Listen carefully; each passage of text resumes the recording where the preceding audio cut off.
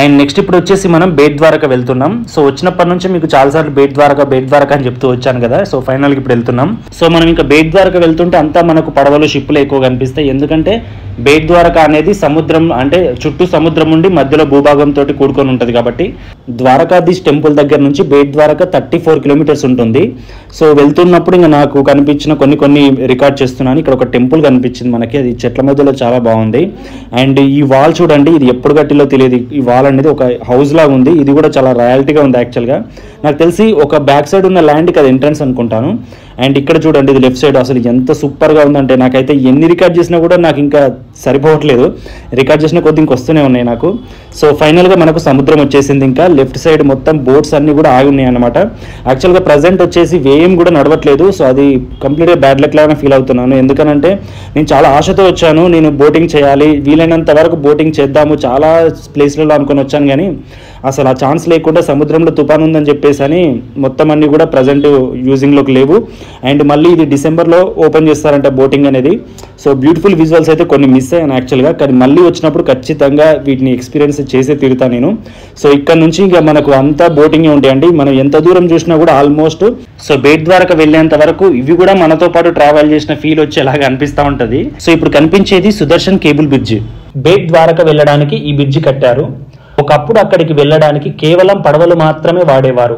వర్షాకాలంలో పెరిగే సముద్ర మట్టానికి, తుఫాన్లకి అక్కడ ఉండే ప్రజలకు ఇంకా భక్తులకు పడవల ప్రయాణం ఇబ్బందికరంగా మారడంతో ఇప్పుడు మనకు కనిపిస్తున్న ఈ కేబుల్ బ్రిడ్జ్ 979 కోట్ల వ్యయంతో 2.320 మీటర్ల పొడవుతో 7th అక్టోబర్ 2017లో స్టార్ట్ చేసి 10th డిసెంబర్ 2023లో పూర్తి చేస్తే 25th ఫిబ్రవరి 2024లో నరేంద్ర మోడీ గారి చేతుల మీదుగా ఓపెన్ చేశారు. సో నేనున్న బ్రిడ్జ్ దగ్గర నుంచి ఈ విజువల్ అనేది చాలా డిస్టెన్స్ లో ఉంది. మరి జూమ్ చేసి మరి తీస్తున్నా. సముద్రం చూడండి ఎంత ఫ్లాట్ గా కనిపిస్తుందో మనకి. సో ఇంకా బ్రిడ్జ్ మీద కొద్దిసేపు టైం స్పెండ్ చేశాను. మొత్తం విజువల్స్ అన్ని కూడా రికార్డ్ చేసుకుంటూ ఉండి ఈ వే అనేది చాలా మంచిగా అనిపించింది అనమాట. మనం వాక్ చేయడానికి ఇది ఫుట్పాత్ లాగా పెట్టారు బ్రిడ్జికి అటు ఇటు. సో నాకు ఇది కంప్లీట్ గా దుర్గం చెరువు ఫీల్ వచ్చింది యాక్చువల్గా హైదరాబాద్లో ఉన్న దానిలాగా. ఇంకా తిరిగి మళ్ళీ నేను ఆటోలో బేట్ ద్వారకాకి బయలుదేరాను. బేట్ ద్వారకా, దీనికే పురాణాల ప్రకారం మరో పేరు కూడా ఉంది, అదే శంకోదర్. బేట్ ద్వారకాలో బేట్ అంటే బహుమతి అనే అర్థం. దానికి సంబంధించిన కథ అక్కడికి వెళ్ళాక చెప్తా. సో ఇక్కడ నుంచి మనకి ఇంకా టెంపుల్ దగ్గరికి వెళ్ళే యాక్సెస్ కనెక్టివిటీ రోడ్ అనేది స్టార్ట్ అయ్యింది అనమాట. సో మనం ఆటోలో వచ్చినా బస్సులో వచ్చినా కూడా మనకి ఇక్కడ దగ్గర ఇంకా స్టాప్ చేసేస్తారు. ఇంకా ఇక్కడ నుంచి మనం కంప్లీట్గా టెంపుల్ దగ్గర వరకు కూడా మనం నడుచుకుంటూనే పోవాల్సి ఉంటుంది. సో వెళ్తున్నప్పుడు మనకు లెఫ్ట్ సైడ్ ఇవన్నీ షాప్స్ ఇవన్నీ కూడా కనిపిస్తూ ఉంటాయి. మనకు టిఫిన్స్ కానీ లేదంటే కూల్ డ్రింక్స్ కానీ ఇంకా షాపింగ్కి సంబంధించి దేవునికి సంబంధించి అన్ని కూడా ఇక్కడ నుండి మనకు స్టార్ట్ అవుతాయి అనమాట. శ్రీకృష్ణుడు తన అవతారాన్ని చాలించి వైకుంఠానికి వెళ్ళిన తర్వాత అసలైన ద్వారక సముద్ర గర్భంలో కలిసిపోగా మిగిలిన ఈ చిన్న భూభాగమే బేట్ ద్వారకా. ఇక్కడ శ్రీకృష్ణుడు తన అష్టభార్యలతో నివసించేవాడంట. బేట్ ద్వారకా మహాభారతం, స్కంద పురాణాల్లో చెప్పిన ద్వారకా నగరంలోని భాగంగా భావిస్తారు. గుజరాత్ పండితుడు ఉమాశంకర్ జోషి మహాభారతం సభాపర్వంలో ప్రస్తావించిన అంతర్ద్వీపం అంటే బేట్ ద్వారకాయే అని చెప్పాడు. ఈ ద్వీపంలో విస్తారంగా దొరికే శంఖాల కారణంగా దీనికి శంకోదర్ అనే పేరు కూడా వచ్చింది. శ్రీకృష్ణుడి చిన్ననాటి గురుకుల స్నేహితుడైన సుదాముడు ఒకసారి శ్రీకృష్ణుడిని కలవడానికి వచ్చినప్పుడు తాను తెచ్చిన అటుకులను బహుమతిగా ఇస్తే ఎంతో ఇష్టంగా శ్రీకృష్ణుడు తిన్న స్థలం కూడా ఇదేనట. అలాగే శ్రీకృష్ణుడు గోమతి ద్వారక పట్టణంలో రాజ్యసభ పనులు ముగించుకొని రాత్రికి ఇక్కడికి తిరిగి వచ్చేవాడని చరిత్ర చెప్తుంది. సో ఇది వచ్చేసి మెయిన్ టెంపుల్ దగ్గరికి వెళ్ళే ఎంట్రన్స్ డోర్ అండి. ఇక్కడ నుంచి స్ట్రైట్ గా వెళ్ళిపోయి మనం రైట్ తీసుకుంటే క్యూ ఉంటుంది అనమాట. అండ్ ఇక్కడ మనం కెమెరా కానీ ఇవన్నీ కూడా వాళ్ళకి హ్యాండ్ ఓవర్ చేసేయాలి. ఎందుకంటే ఇక్కడ కూడా మనకు అలో లేదు వీడియోస్ ఇట్లా తీయడానికి. సో బేట్ ద్వారకా టెంపుల్ అనేది ఎవరు కట్టారనేది ఒకసారి చూద్దాం.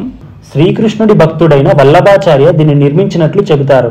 ప్రధాన ఆలయమైన గోమతి ద్వారకాలో ద్వారకాధీశుడి విగ్రహం లాగానే బేట్ ద్వారకాలో కూడా ఉంటుంది. ఈ రెండు విగ్రహాలలో చేతిలోని గద మాత్రం మార్పు ఉంటుంది. విగ్రహం సైజు కూడా కొంచెం చిన్నగా ఉంటుంది. శ్రీకృష్ణుడితో పాటు ఆలయంలో ప్రద్యుమ్నుడు, పురుషోత్తముడు, దేవకి ఆలయాలు కూడా ఉన్నాయి. సో ఇక్కడ ఈ క్యూ లైన్ నుంచి మనం దర్శనానికి వెళ్లాల్సి ఉంటుంది. అండ్ ఇక్కడ వచ్చేసి ఇదంతా కూడా ఓపెన్ స్పేస్ ఉంది టెంపుల్ కి మనకు ఈ లైన్ లో వెళ్తుంటే. అండ్ నేను టెంపుల్ చూపించడానికి చాలా ట్రై చేశాను. టెంపుల్ చుట్టూ అంతా కూడా హౌసెస్ కన్స్ట్రక్షన్స్ ఉండడం వల్ల నాకు టెంపుల్ వ్యూ అనేది బయట నుంచి కనిపించలేదు అస్సలు తీద్దామన్నా. అండ్ లోపలికి కెమెరా కూడా అలా లేదు కాబట్టి ఇంకా పాసిబుల్ కాలేదు.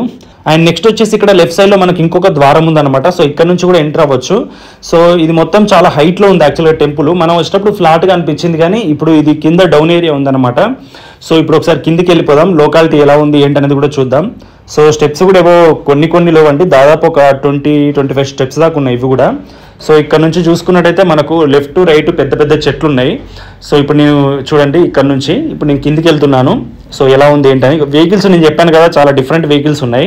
మేబీ ఇక్కడ ఎక్కువగా ఇవే వాడతారు అనుకుంటా, చిన్న చిన్న షాపులు ఉన్నాయి. అండ్ ఈ లోకాలిటీ మనం కంప్లీట్గా చూసుకుంటూ వెళ్దాం. కొంచెం ముందుకు వెళ్తున్నాను ఇప్పుడు నేను.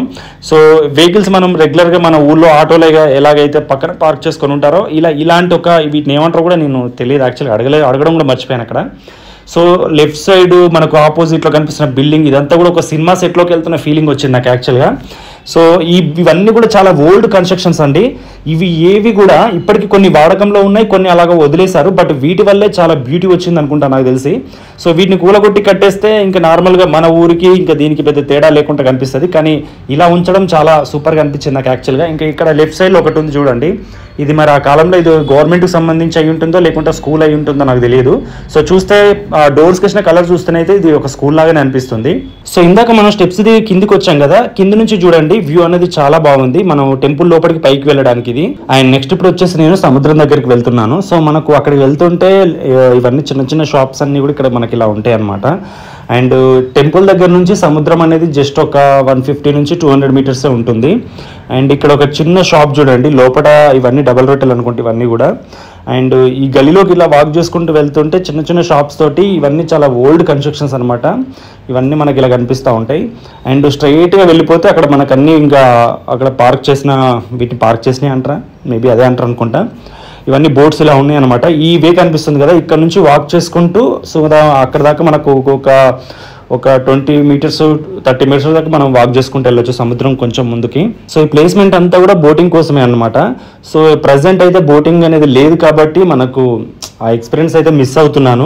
అండ్ తిరిగి వెనక్కి వస్తుంటే నాకు ఈ హౌస్ కనిపించింది. ప్రకృతిలో ఈ హౌస్ మొత్తం కలిసిపోయినట్టుగా చూడండి, మొత్తం గ్రీనరీ తోటి ఎప్పటిదో హౌస్ ఇది.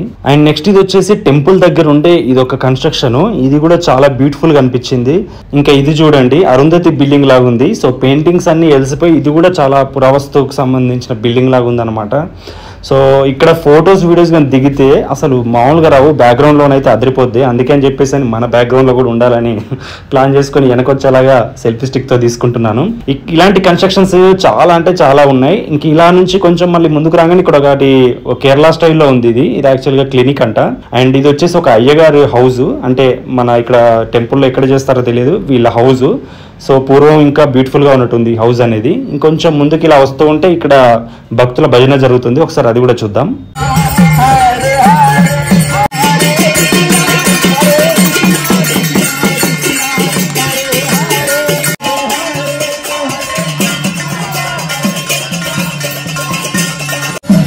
ఎండ దంచి కొడుతుంది, ఎక్కడికక్కడ మండిపోతుంది. కళ్ళు చెమటలతోటి ఆ చెమట చెట్టు జారి కళ్ళలో పడుతుంది, మామూలుగా లేదు. సో బేట్ ద్వారకాలో ఉన్న కృష్ణయ్య దర్శనం అనేది అయిపోయిన తర్వాత నేను దాదాపు ఒక 1.5 అవర్ గల్లీ తిరిగాను. ఎందుకనంటే అక్కడ ఉన్నాయన్నీ నేను ఎక్స్పీరియన్స్ అవ్వాలనుకున్నా, చూడాలనుకున్నా. కాబట్టి ఇంత దూరం మళ్ళీ అంత ఈజీ కూడా కాదు మనం రావడానికి, మళ్ళీ ఎప్పుడో వస్తాం కాబట్టి అన్ని పార్ట్స్ లింక్స్ వీడియో కింద ఇచ్చాను, ఒకసారి ఓపెన్ చేసి చూడండి. Please subscribe my YouTube channel and Hare Krishna అని కామెంట్స్లో స్లోగన్ చేయండి ఫ్రెండ్స్.